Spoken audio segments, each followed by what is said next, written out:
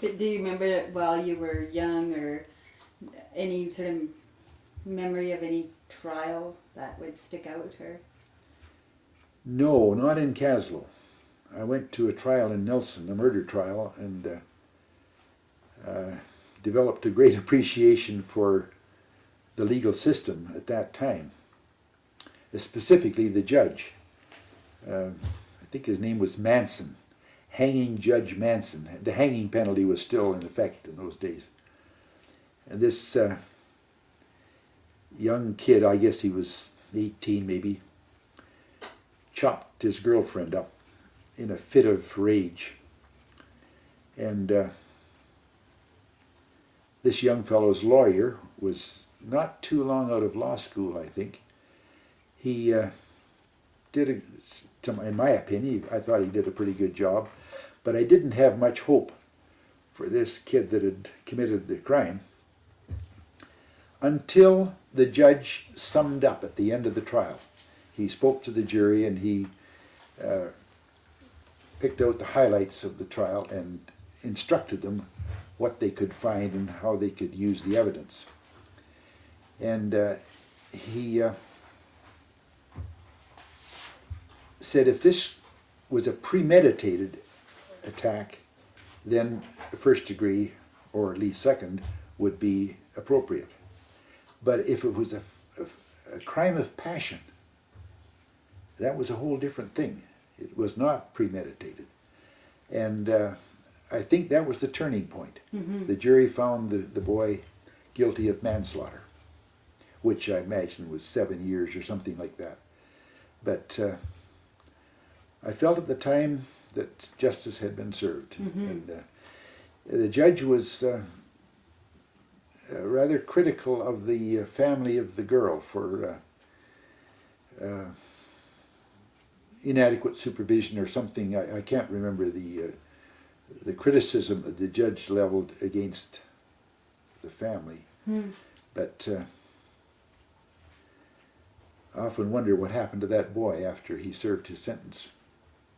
What about here in Kaslo? Do you always hear stories of, I think it's Red McLeod? And I heard those. I didn't know him, but I've heard the stories about him. So he would have been around when you were here? I think so, yeah. Oh yes, I'm sure he was. But I didn't run into him personally. And so will you tell us some stories? No, I just heard the one story that over in the East Kootenay that he got away from the police and what did he yelled out something from the other side of the creek and they called the creek Tata Creek. Oh yeah? That I don't know the truth of that story. What was Kaslo like when you were growing up? Was it pretty like organized and? No, it was on the last stages of becoming a ghost town. Uh-huh. The buildings were all derelict, and of course we kids had fun going through all these old buildings and exploring. But no, it was there was the economy was just about non-existent. My dad worked as a fireman on the railroad, CPR, until 29, and then the big layoff occurred, so he was so far down on the list that the chances of him being called back to work for many years was remote. Mm-hmm. So he started his own business here in town. He got a contract with Shell Oil and put up a gas pump on Main Street, right where the liquor store is now. Right. And a shop, did auto repairs, and we had a car that was converted into a truck to do a little bit of transfer work around town. And we got contract with the grocery store, the Overweighty, the not Eric's Meat Market, it was Burns Meat Market, Scotty Webster's grocery store, and another one, I think. Anyway, every afternoon at 3 o'clock we'd come around to these stores and pick up a load of groceries and deliver them around town. People didn't come down to shop, down from uptown especially, to do their shopping. They just phoned the stores and ordered what they wanted, and the stores delivered them to them. So I got involved in that. I was the runner. Whoever was driving the old truck would drop me off at a certain house, and I would run in. The doors were never locked. I just ran in the kitchen of the houses and put the groceries on the kitchen table, and nobody there, and just left. And I never did hear a complaint about missing groceries or anything else, but and nobody thought anything of it. People didn't have keys for their houses, and you'd never lock up your car. But that's changed. Yeah, quite a bit. So what was the first car you ever drove? What kind of car was it? I found a car in a barn away up the Zwicky Road. It was a 26 Ford touring car, and I found out it was owned by Mrs.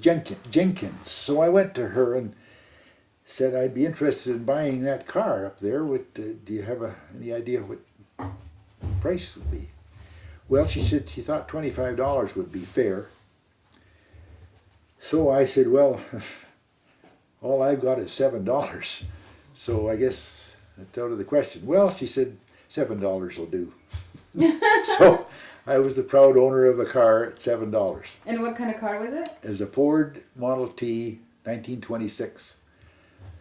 I tore the touring body off the thing and put a plywood van on the thing, and I ran it for about 2 years, I guess, and then sold it for $17. So mind you, I put more than $10 into it, I guess, over the 2-year period. But and how did you have to get a license back then? yes, yeah, the local policeman at that time was a provincial policeman, Tommy Glahome, and he was anathema. It seemed he was after me every second day for some stupid thing or other. It was my fault, of course. We'd load maybe 15 people on this thing, which was ridiculous, and then he'd come and stop me and tell me that you can't do that. And then, of course, we took the muffler off and was running the thing without a muffler, and stopped us again. You can't do that. And on it went. The funny thing about that car was that when you made a sharp U-turn, if you wanted to turn the thing around in an intersection, for example, if you turned too far to the left, the pitman arm would go over the top and suddenly the thing would go to the right. So that was a bit of a surprise when I found that out the first time. Also, it had a battery and a magneto. And I found out the hard way that if the battery cable came loose and fell off the battery, then the magneto would take over, and the headlights would flash and then burn out instantly. We were coming across the Coffee Creek Bluffs one night when that happened, and this brilliant flash of light and then complete darkness. It's a wonder we got the thing stopped, but anyway, that was I remember. I was wondering if he'd tell about ordering a car part from Timothy Eaton's. Oh, yeah? Oh yes, we were using the old Model T to race the train to Sandon. This was in 1942 when the Japanese were being moved in from the coast.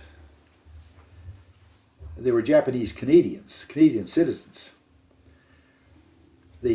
Most of them came in by Greyhound bus in convoys, maybe 4 or 5 buses together.